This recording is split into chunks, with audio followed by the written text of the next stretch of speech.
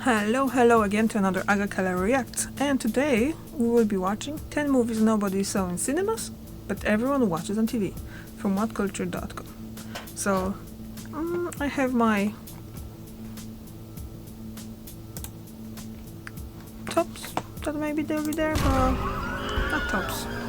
I don't know, we'll see. The movie industry is often a funny beast. There can be films that feel like can't-miss, nailed-on hits ahead of their theatrical release, yet ultimately those offering stutter to box office disappointment. But on the other hand, there are those movies that we all know and love that we presume dominated at movie theaters. But the honest truth is that the cinema run of these films was abysmal compared to the success they saw on the small screen. With that in mind, I'm Gareth from whatculture.com, and here are 10 movies nobody saw in cinemas but everyone watches on TV. Number 10, Labyrinth. It's crazy to I think started that recently watching that on Netflix. After recently, like 2 years ago. I found it really creepy. Like seriously, I couldn't finish it. Bowie, what's not to love? But the film just didn't really find an audience until it made its way onto television. For context, the Henson-directed 1986 release made barely half of its budget back during its theatrical run. When thinking back, Labyrinth is the sort of movie we all think would have had masses of families heading to their nearest multiplex or local independent cinema. Yet that just wasn't the case in the end. Now though, if you stumble across Labyrinth when channel surfing, it's pretty much a no-brainer that the vast majority of people will pause what they're doing and indulge in Jim Henson's 1986 classic.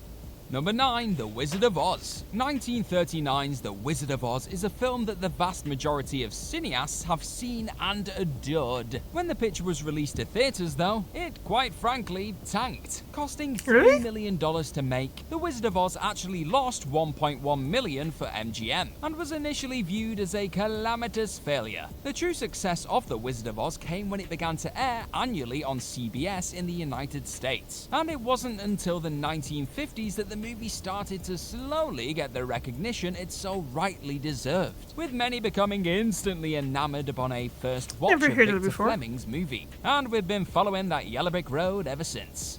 Number 8, Blade Runner. Blade Runner is one of the absolute greatest sci-fi movies of all time. Aesthetically, the movie is a thing of sheer beauty, and the story at the center of the film is something that many still debate to this day. Going back 40 years though, and Blade Runner didn't particularly set the world alight when it was first unleashed on multiplexes. A solid $41 million return on its $30 million budget wasn't exactly awful, but Warner Brothers had major hopes that the film would amass gigantic revenue. One significant factor in Blade Runner not exactly hitting the heights that Warner's had hoped for was probably the sheer competition that the movie opened up alongside, with Blade Runner hitting cinemas at the same time as E.T. the Extraterrestrial, Star Trek 2 The Wrath of Khan, The Thing, and Conan the Barbarian.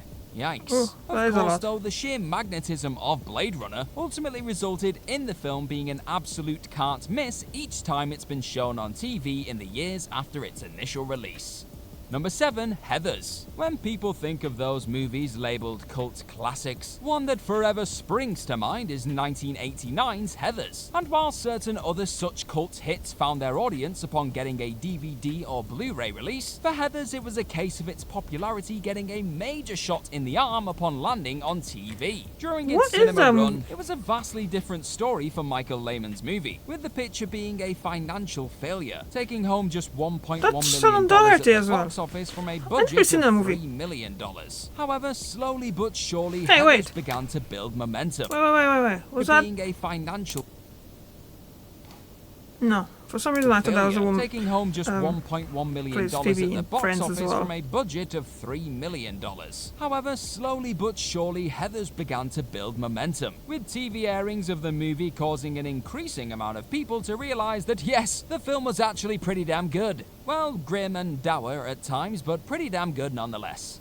Number 6, It's a Wonderful Life. When thinking of the absolute best Christmas movies, many would settle on 1946's It's a Wonderful Life as the greatest festive picture Another that one that there I haven't is. seen. And yes, they'd be correct. Like the rest of the films featured on this list though, It's a Wonderful Life only truly found appreciation when it landed on TV. Upon its theatrical run, It's a Wonderful Life barely made back its budget, bringing home $3.3 million from its $3.2 million layout. For whatever reason, the film just didn't find an audience during its initial release. But still, that's not stopped it from going on to become a must-watch TV event for so many people every time the holiday season comes a-calling. Number 5, this is Spinal Tap.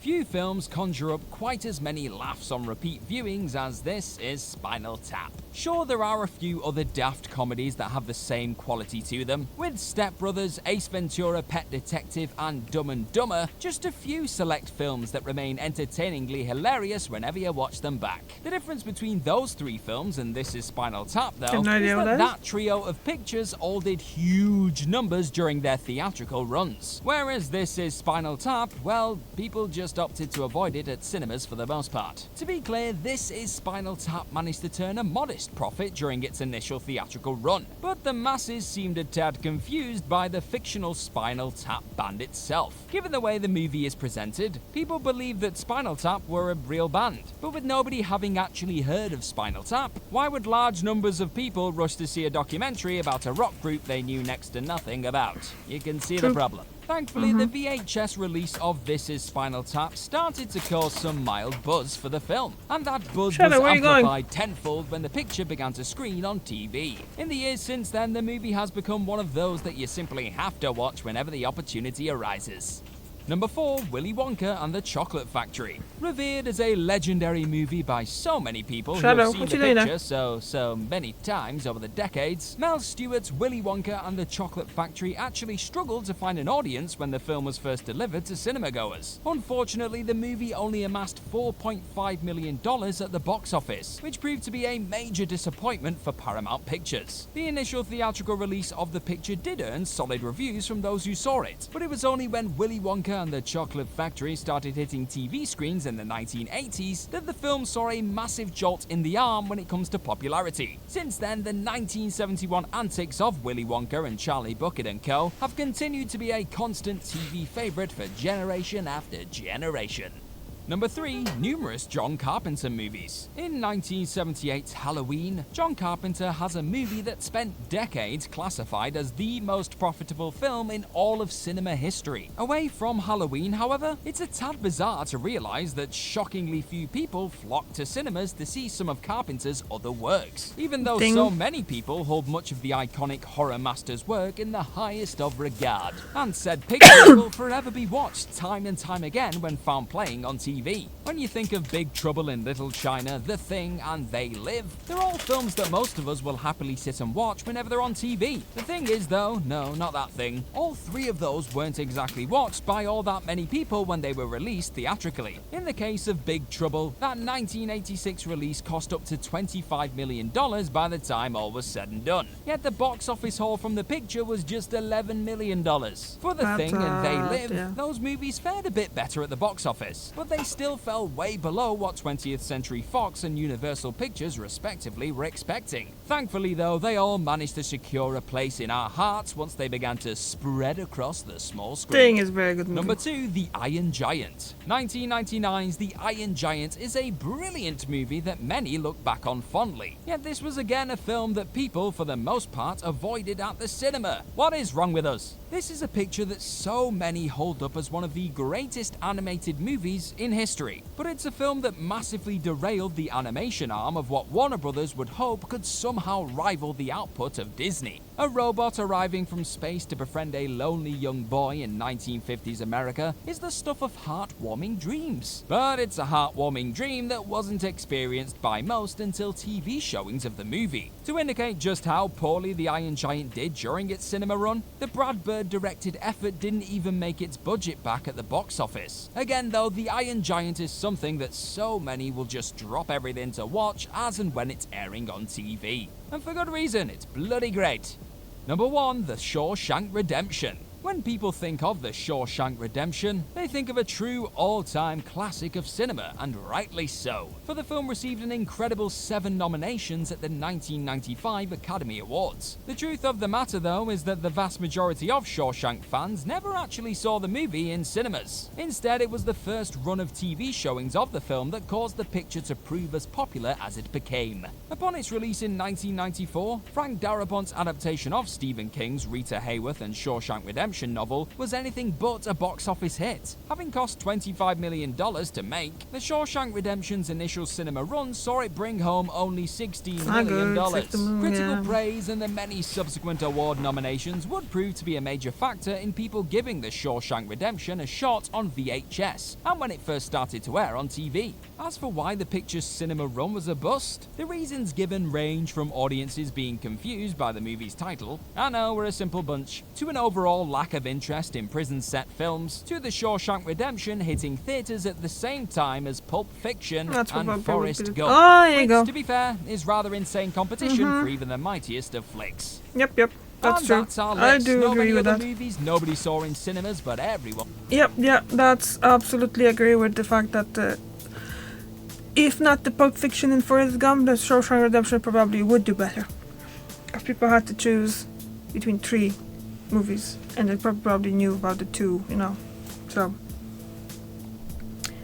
do I agree with their list? Yes, I do agree with the list. Did I see all the movies? No, I didn't. I did not realize that the Wizard of the Oz, can't remember the title now, was a bust in the cinema. Did not know that. I knew about the Shawshank Redemption, but that's something that I watch, but I haven't seen it in a really long time. And then the other things. There was a few movies like The Wonderful Life. Never seen it, but they don't really play it. I don't have TV now, so they don't really play it, and I don't think there's anywhere on like streaming services. So I don't know. What else can I say? That'll be all. Thank you very much for watching, and I see you tomorrow. Bye.